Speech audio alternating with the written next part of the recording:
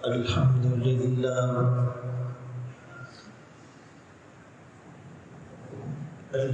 لله وكفى والصلاة والسلام على من لا نبي بعده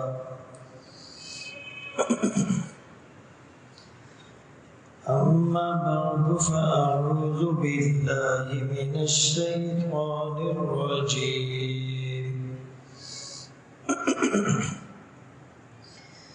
بسم الله الرحمن الرحيم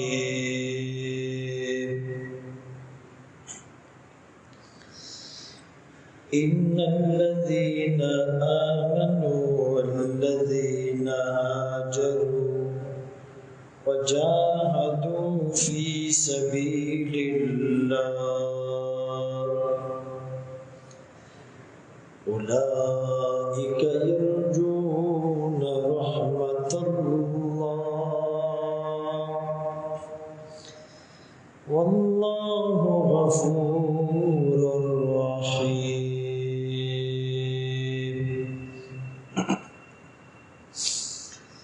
وقال النبي صلى الله عليه وسلم الدين النصيحة أو كما قال عليه الصلاة والسلام. صدق الله مولانا العظيم وصدق رسوله النبي الأمي الهاشمي المدني الكريم ونحن على ذلك لمن الشاهدين والشاكرين والحمد لله رب العالمين.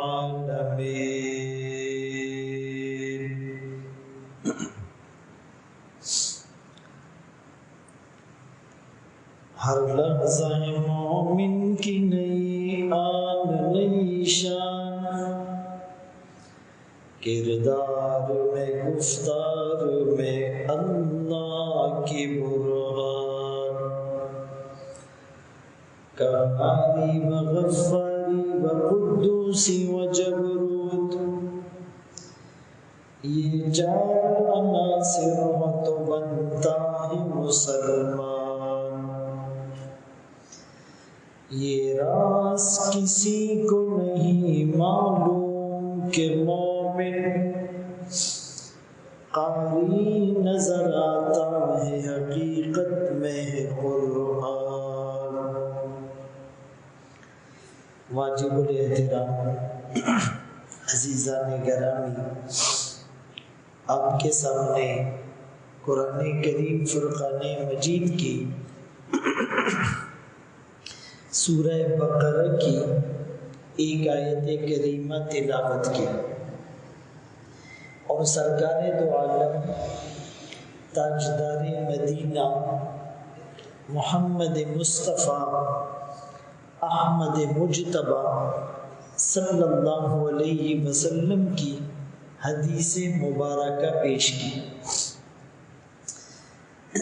رمضان المبارک کا مہینہ تقریباً آ چکا ہے، اور اس بہت بڑی نعمت پر ہم جتنا اللہ کا شکر ادا کر سکتے ہیں، شکرانے کے نوافل پڑھ سکتے ہیں، شکر کے آنسو بہا سکتے ہیں، ہم اس میں کوتاہی نہ کریں. یہ اتنا قیمتی مہینہ ہے کہ اللہ والوں نے لکھا اگر ہمیں اس کی اہمیت کا، اس کی ویلیو کا پتہ چل جائے تو سارا نظام زندگی مفلوج ہو جائے. ساری چیزوں کو بریک لگ جائے، لوگ مسجد سے باہر نکلے ہی نہیں۔ امام شافعی رحمت اللہ علیہ نے اسی لیے تو فرمایا کہ رمضان اور قرآن یہ دونوں چیزیں اللہ نے جو اس امت کو دی، ایک یقین سا ہو چلا کہ اللہ اس امت کی بخشش ضرور فرمائے گا۔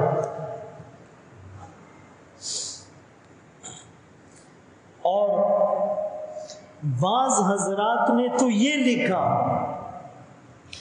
کہ نفاق اور منافقت کی بہت سی نشانیاں ہیں، بہت سی علامات ہیں۔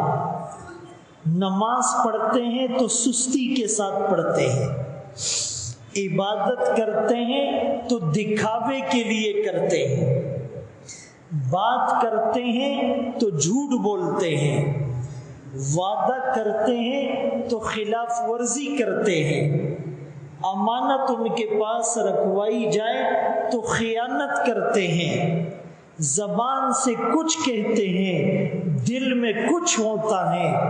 لیکن منافقت کی ایک نشانی یہ بھی ہے کہ رمضان آنے سے وہ پریشان ہو جاتا ہے کہ روزہ رکھنا پڑے گا، دن بڑے ہیں، گرمی زیادہ ہے، صبح جلدی اٹھنا پڑے گا، رات کو تراویح پڑھنی پڑے گی، زکوٰۃ دیں گے۔ تو میرے محترم دوستو، کہیں ایسا تو نہیں کہ ہماری کیفیت بھی کچھ یوں ہو، کسی مہمان کے آنے پر لوگ خوشیاں مناتے ہیں، کسی گفٹ کے ملنے پر لوگوں کے چہرے خوشی سے چمکنے لگتے ہیں۔ تو ہماری بھی یہ کیفیت ہونی چاہیے کہ مہمان آ رہا ہے اور ساتھ میں قرآن آ رہا ہے اور نیکیوں کی برسات لا رہا ہے اور بخشش کے پروانے لے کر آ رہا ہے اور جنت میں داخلے کا سامان لے کر آ رہا ہے۔ تو اس رمضان المبارک کو تھوڑا سا نفس پر مجاہدہ کر کے، اپنی خواہشات کا خون کر کے، اپنی حسرتوں کو پامال کر کے، اپنی آرزوؤں کو تھوڑا سا دبا کر ایسا گزار لیں کہ ہمیں یقین سا ہو جائے کہ ہماری بخشش ہو چکی۔ علماء نے بات سمجھانے کے لیے اس زندگی کی مثال دی ہے کہ زندگی کی عموماً 5 قسمیں ہوتی ہیں۔ ایک حیوانی زندگی، دوسرا انسانی زندگی، تیسرا ایمانی زندگی، چوتھا عرفانی زندگی اور 5ویں قسم وحدانی زندگی۔ اب ہر ایک کو سمجھتے ہیں۔ پہلی قسم حیوانی زندگی، اس میں کھاتا بھی ہے، پیتا بھی ہے، پہنتا بھی ہے، سوتا بھی ہے، جاگتا بھی ہے، سوار بھی ہوتا ہے، کماتا بھی ہے، لیکن حکمرانی عقل کی حکمرانی نفس کی ہوتی ہے۔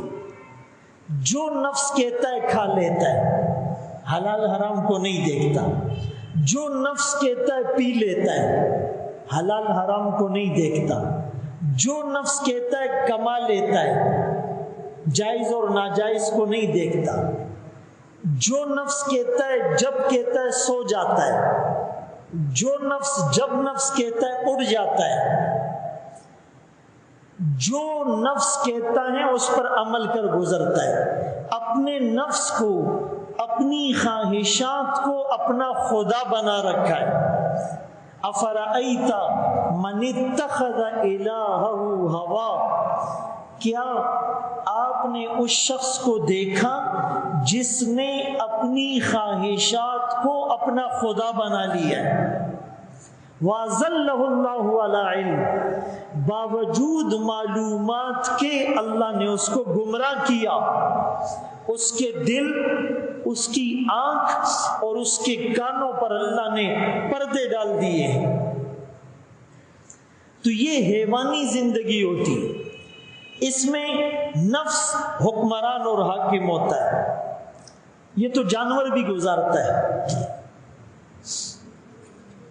اور دوسرا انسانی زندگی، انسانی زندگی میں حکمران نفس نہیں ہوتا، عقل،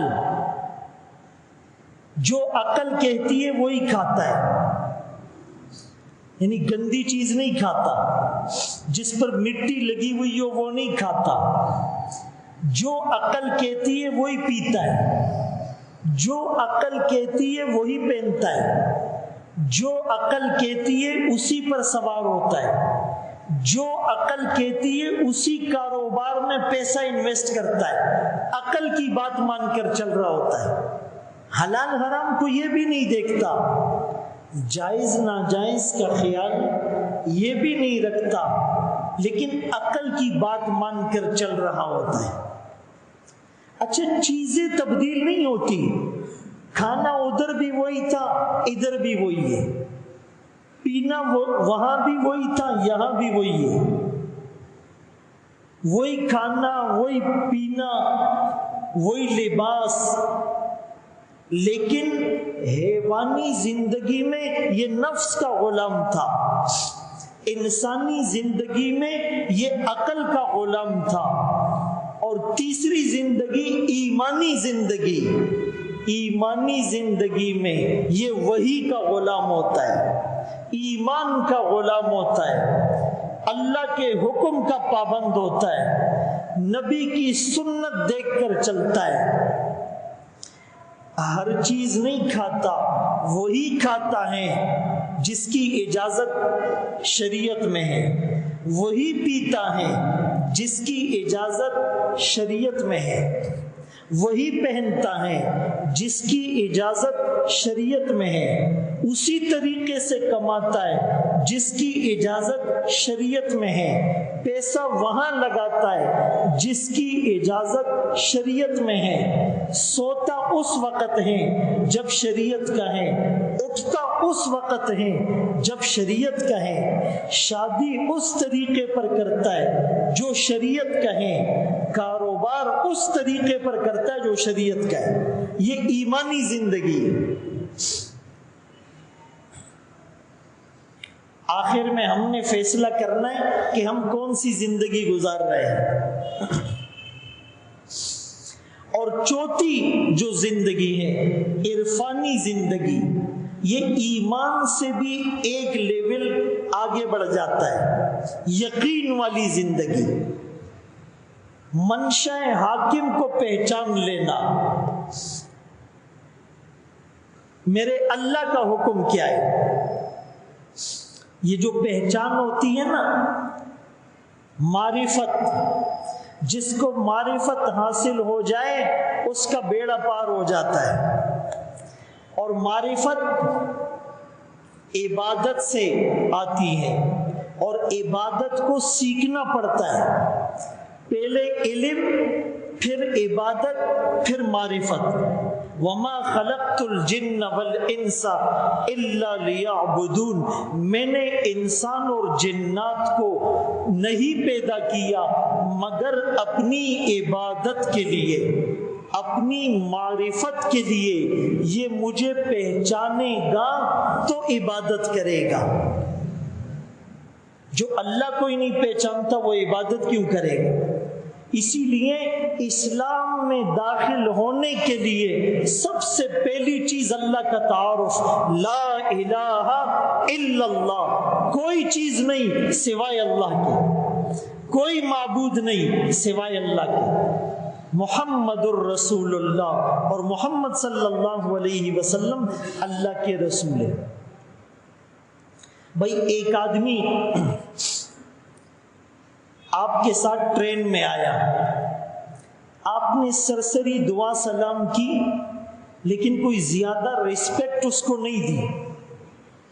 جب آپ کراچی کے اسٹیشن پر اترے تو بڑے بڑے لوگ اس شخصیت سے ملنے آئے ہوئے ہیں، آپ حیران ہو گئے یہ اتنا بڑا آدمی ہے، دنیا اس کے ہاتھ چوم رہی ہے، اس کے استقبال کے لیے امڈ آئی ہے، تو یہ کون ہے؟ پتہ چلتا ہے یہ تو بہت بڑے عالم ہیں، بہت بڑے اللہ کے ولی ہیں۔ تو یہ آدمی کہتا ہے یار مجھے پہلے پتہ ہوتا میں بھی خوب خدمت کرتا، دعائیں لیتا، خاطر مدارت کرتا، بے اکرامی ہو گئی، لیکن مجھے پتہ نہیں تھا، پہچان نہیں تھی، تعارف نہیں تھا، انٹروڈکشن نہیں تھا۔ رسول اللہ صلی اللہ علیہ وسلم گھر میں تشریف فرمائے، دروازے پر دستک ہوئی، آپ نے دستک سے پہچان لیا کہ دستک دینے والی تو لخت جگر حضرت فاطمہ ہے۔ محبت اس کو کہتے ہیں کہ دستک سے پہچان لو، قدموں کی آہٹ سے پہچان لو،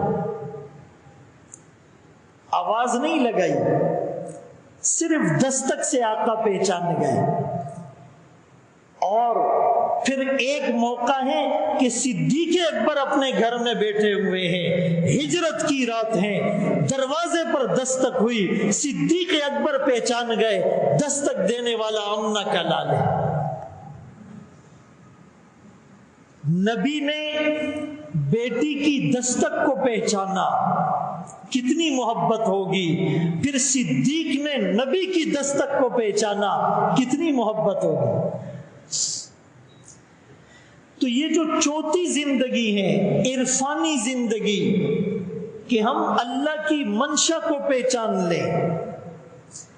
اللہ کے رسول صلی اللہ علیہ وسلم نے جب کہا فاطمہ ہے، دروازہ کھولا گیا، بیٹی آئی، آقا نے استقبال کیا، استقبال کرنے کے بعد پوچھا بیٹی کیسے آنا ہوا؟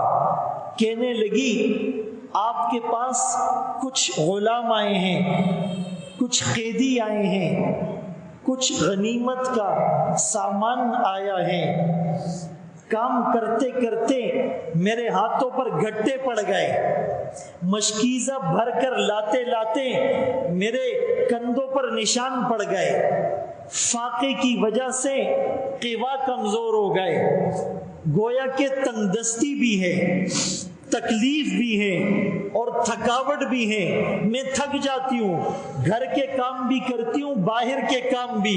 یہ کون کہہ رہی ہے؟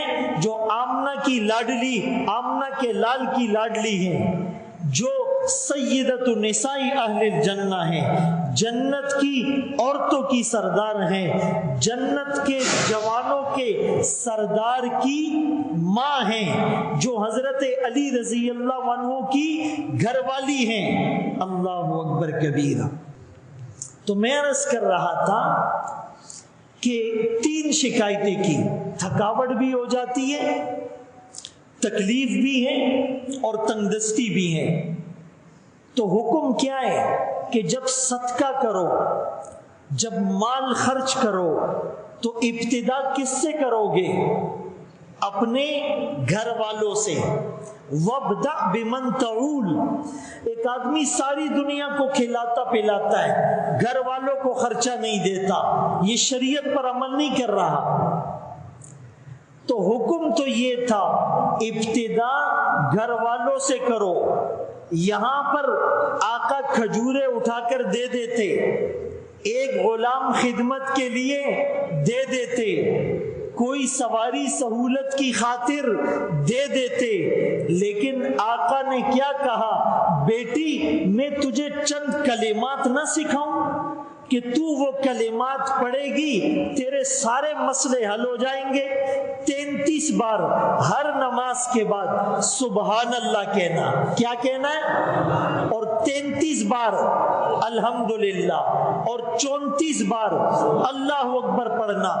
اب شریعت کا حکم بھی یہ تھا کہ آپ صدقات میں خرچ کرنے میں ابتدا گھر والوں سے کرو۔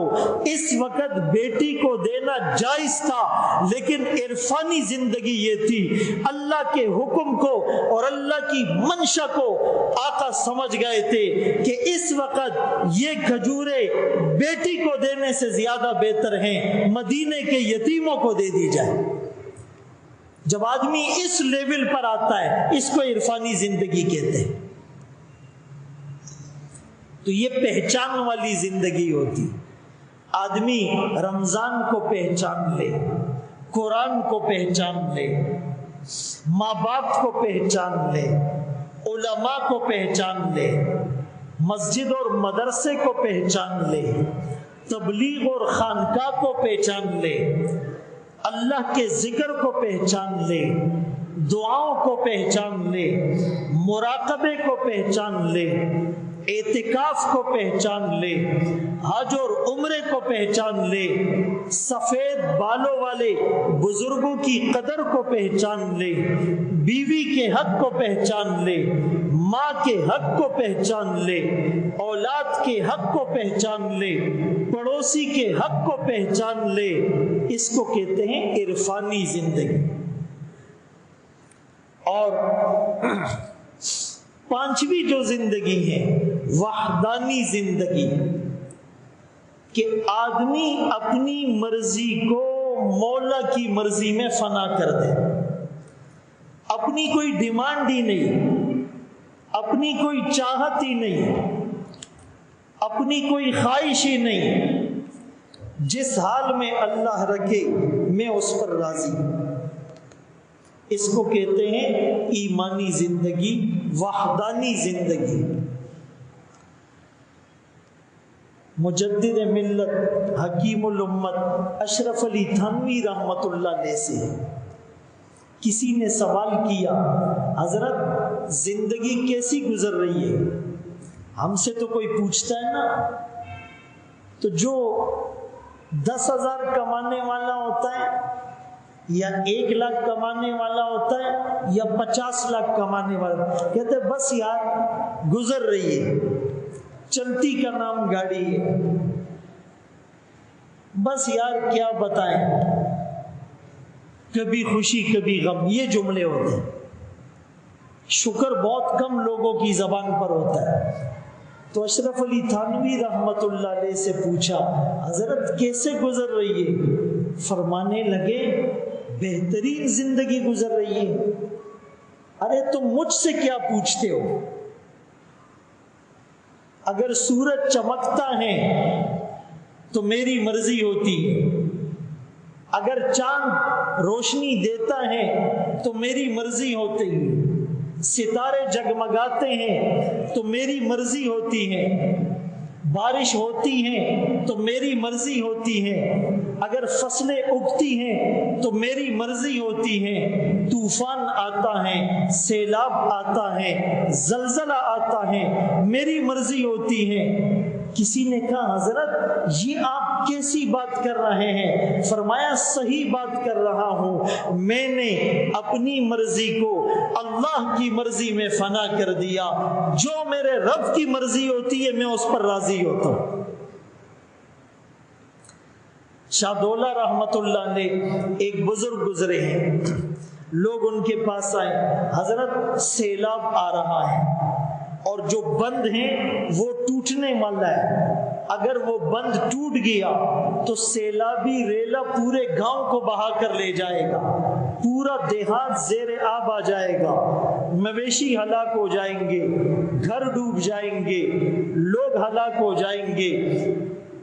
تو حضرت نے پوچھا کیا کرنا ہے؟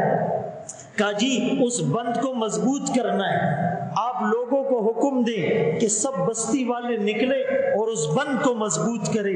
حضرت نے کدال اٹھائی اور کہا سب میرے پیچھے چلو۔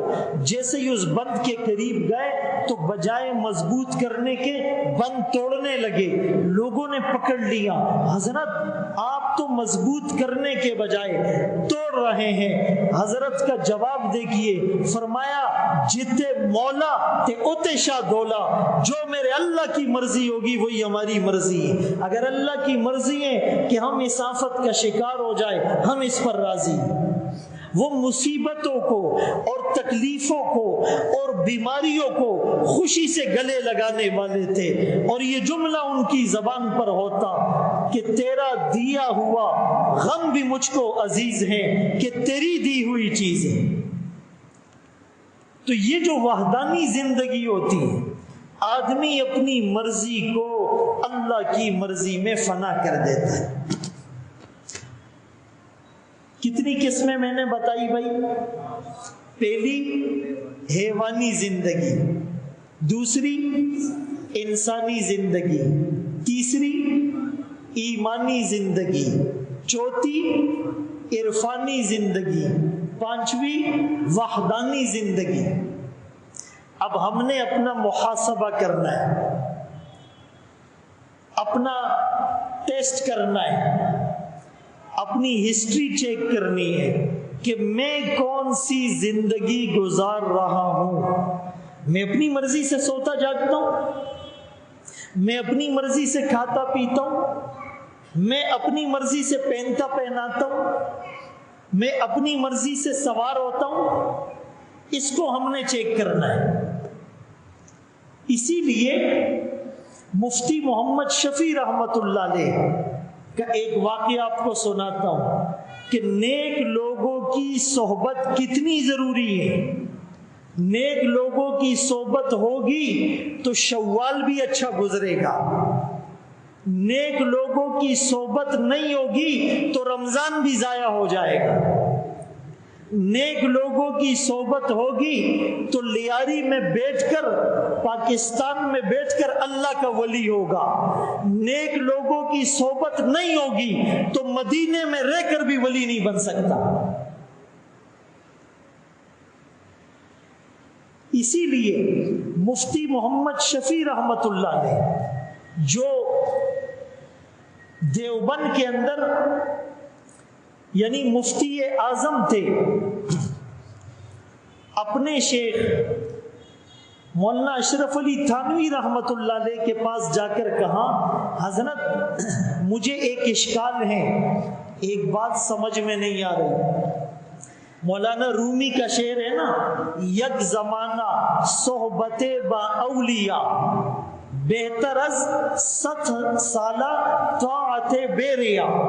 اللہ والوں کی صحبت میں ایک گھڑی بیٹھ جانا 100 سال کی بے ریا نفلی عبادت سے افضل ہے۔ کہ یہ جملہ مجھے سمجھ میں نہیں آیا، 100 سالہ عبادت کتنی بڑی چیز ہے، اور اللہ والوں کی صحبت میں ایک گھڑی بیٹھنا اس سے بہتر۔ کہ یہ بات سمجھ میں نہیں آئی۔ کبھی کبھی مبالغہ ہو جاتا ہے، جس کو جس چیز سے زیادہ محبت ہوتی ہے وہ اس کی زیادہ تعریف کر جاتا ہے۔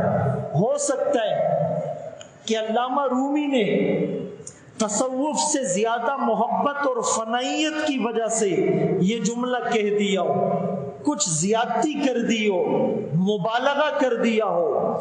اشرف علی تھانوی رحمت اللہ علیہ فرمانے لگے اگر رومی مجھ سے پوچھتا تو میں اس کو یوں جواب دیتا، یک زمانہ صحبت با اولیاء بہتر از 100 سالہ طاعت بے ریا، کہ ایک گھڑی اللہ والوں کی صحبت 100 سال نہیں 1,00,000 سال کی بے ریا نفلی عبادت سے افضل ہے۔ اب ان کو فکر 100 سال کی تھی، حضرت نے کہا 1,00,000 سال سے بھی بہتر ہے۔ پھر سمجھانے کے لیے کہا وہ کیسے کہ آپ 1,00,000 نمازیں پڑھ لو، یہ گارنٹی نہیں ہے کہ جی سب قبول ہو گئی اور آپ کا خاتمہ خیر پر ہوگا۔ حدیث پاک میں آتا ہے قیامت کے قریب ایسا زمانہ آئے گا یصبح مؤمنا یمسی کافرا، صبح آدمی مومن ہوگا شام کو کافر ہو جائے گا، شام کو مومن ہوگا صبح کافر ہو جائے گا، صبح کے تخت نشین شام کو مجرم ٹھہرے، ہم نے پل بھر میں نصیبوں کو بدلتے دیکھا۔ کا کوئی گارنٹی نہیں، لیکن جو اللہ والوں کی صحبت میں بیٹھتا ہے، حدیث میں آیا کہ وہ پاس بیٹھنے والا بھی محروم نہیں رہتا۔ وہ اپنے کسی کام سے آیا ہے لیکن ان کے پاس بیٹھ گیا، ان کے قریب بیٹھ گیا، ان کی صحبت میں بیٹھ گیا، ان کا فیس تھوڑا سا مل گیا کہ یہ اتنی مبارک مجلس ہیں، یہ اتنے مبارک لوگ ہیں کہ ان کے پاس صرف بیٹھنے والا بھی محروم نہیں ہوتا۔ اسی لیے شاہ عبد الغنی پھول پوری رحمت اللہ علیہ سے کسی نے پوچھا حضرت یہ صحبت کیوں ضروری ہے اللہ والوں کے پاس بیٹھنا؟ اس کے بہت سے جواب ہیں۔ ایک تو قرآن کریم میں حکم ہے کونوا مع الصادقین، اللہ والوں کے ساتھ رہو، لیکن وہ فرمانے لگے کوئی صحابی نبی کی صحبت کے بغیر صحابی بن سکتا ہے؟ کہا نہیں۔ کوئی تابعی صحابی کی صحبت کے بغیر تابعی بن سکتا ہے؟ کہا نہیں۔ کوئی تبع تابعی کی صحبت کے بغیر تبع تابعی بن سکتا ہے؟ کہا بالکل نہیں۔ بھائی کسی نے صحابہ سے زیادہ نمازیں پڑھ لی ہو، زیادہ روزے رکھ لیے ہو، زیادہ حج کر لیے ہو، زیادہ تبلیغ میں پھرا ہو، زیادہ جہاد کر لے، زیادہ صدقہ اور خیرات اور زکوٰۃ دی ہو، لیکن نبی کو نہیں دیکھا ایمان کی حالت میں، نبی کی صحبت نہیں پائی، اس کو کوئی صحابی کہہ سکتا ہے؟ تو صحابی بننے کے لیے نبی کی صحبت ضروری، تابعی بننے کے لیے صحابی کی صحبت ضروری، تبع تابعی بننے کے لیے تابعی کی صحبت ضروری۔ اسی لیے اس صحبت کو اور اللہ والوں کی مجلس میں بیٹھنے کو واجب قرار دیا گیا ہے۔ اللہ اکبر کبیرہ۔ خواجہ باقی باللہ رحمت اللہ علیہ اللہ کے بڑے ولی گزرے ہیں، اسی طرح مجلس لگی ہوئی ہے اور مجلس میں کوئی ایسی بات ہو گئی کہ اللہ کو پسند نہیں آئی اور ولایت چھین گئی، جو اللہ نے اپنا ولی بنایا تھا وہ ولایت چھن گئی اور ان کو محسوس ہوا، فرماتے مجھے یوں لگا جیسے دل سے ایک پرندہ نکل کر اڑ گیا، کیفیت ہی تبدیل ہو گئی۔ حضرت بڑے پریشان ہوئے، بڑے روئے دوئے، اللہ نے پھر دل میں ڈالا کہ اگر وہ ولایت دوبارہ حاصل کرنا چاہتا ہے تو نفل پڑھ نہیں، حج کر لے نہیں، روزے رکھ لے نہیں، زکوٰۃ دے دے نہیں، تبلیغ میں چلا جا نہیں، جہاد کر لے نہیں، دعائیں مانگ لے نہیں۔ اللہ نے دل میں ڈالا اگر وہ ولایت دوبارہ حاصل کرنا چاہتا ہے، تیرے قریب میں ایک مدرسہ ہے جہاں پر قرآن اور حدیث پڑھایا جاتا ہے، وہاں پر معصوم بچے ہیں جو اللہ کا قرآن پڑھتے ہیں، جا ان سے اپنے لیے دعا کرا، وہ ولایت میں پھر عطا کر دوں گا۔ خواجہ باقی باللہ رحمت اللہ علیہ فوراً نکلے۔ اب اس جب مدرسے کے قریب گئے، سب پہچانتے تھے شیخ سرہندی کے بھی یہ پیر ہیں، بڑے اللہ کے ولی ہیں، سب بڑے بڑے علماء استقبال کے لیے آنے لگے۔ انہوں نے کہا میں اس وقت باقی باللہ نہیں رہا، معرفت کا وہ پرندہ اڑ چکا ہے، اب تو میں لینے آیا ہوں۔ آئے ان چھوٹے بچوں کے سروں پر ہاتھ پھیر کر کہا میرے لیے دعا کرو باقی باللہ کو وہ معرفت حاصل ہو جائے۔ ان بچوں نے ہاتھ اٹھائے، فرمایا جیسے وہ پرندہ دل سے اڑتا ہوا محسوس ہوا تھا، ولایت کا وہ نور دوبارہ اندر داخل ہو گئی۔ اب یہاں ایک نکتے کی بات سمجھ لیں، اگرچہ جلال الدین سیوطی رحمت اللہ علیہ نے لکھا کہ کسی کو ولی بننا ہے تو بچوں کی کچھ عادات اور خصلتیں اپنا لے۔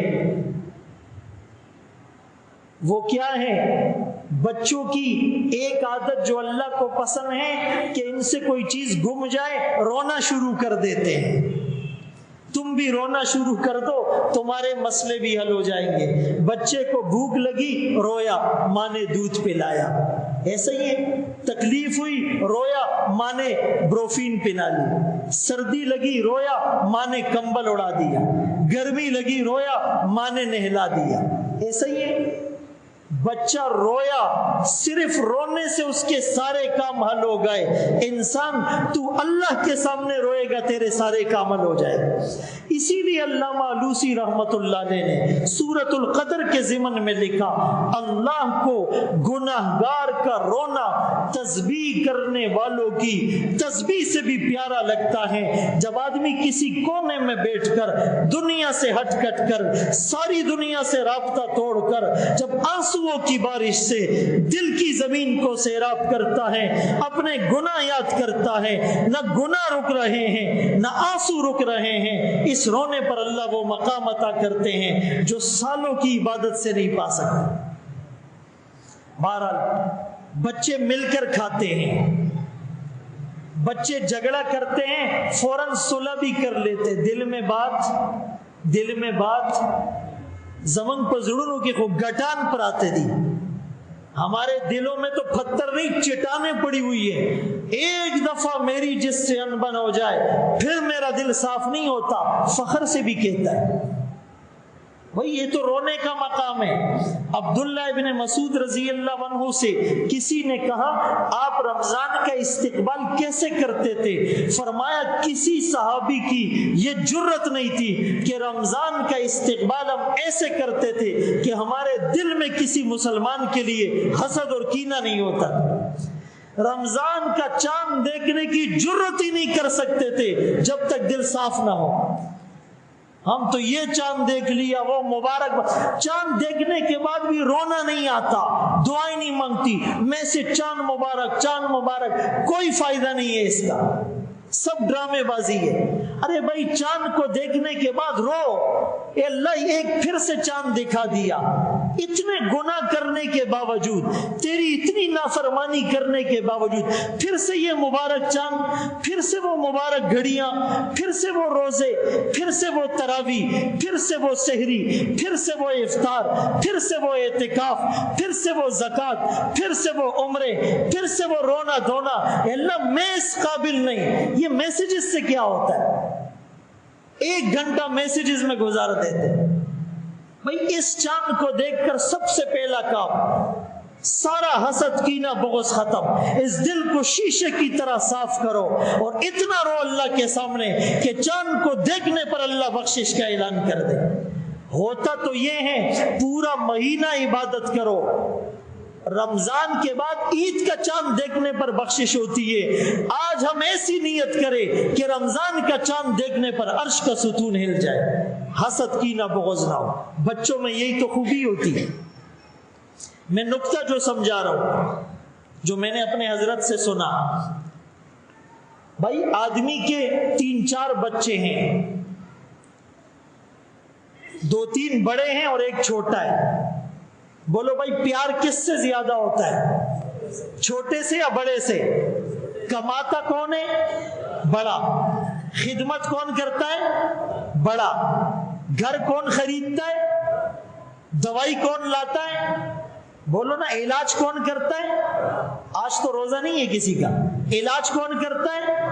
کپڑے کون خرید کر لاتا ہے؟ سارے کام بڑا کرتا ہے۔ پیار چھوٹے سے ہوتا ہے۔ وجہ کیا ہے؟ وجہ یہ ہے کہ بڑا کام تو سارے کرتا ہے لیکن اپنی مرضی سے کرتا ہے۔ وہ سوتا اپنی مرضی سے، جاگتا اپنی مرضی سے، پہنتا اپنی مرضی سے، خریدتا اپنی مرضی سے ہے۔ لیکن چھوٹا ماں سلاتی ہے تو سوتا ہے، ماں جگاتی ہے تو جاگتا ہے، ماں نہلاتی ہے تو نہاتا ہے، ماں جو پہنا ہے، سفید سوٹ پہنا ہے، کالا سوٹ پہنا ہے، وہ پہنتا ہے۔ ارے جو اپنی مرضی کو بڑوں کی مرضی کے حوالے کرتا ہے، پیار اسی پر آتا ہے۔ آج ہم اپنی مرضی کو اللہ کی مرضی کے حوالے کر دے، آرزوئے خون ہو یا حسرت پامال، اب تو اس دل کو تیرے قابل بنانا ہے مجھے۔ وآخر دعوانا ان الحمدللہ رب العالمین۔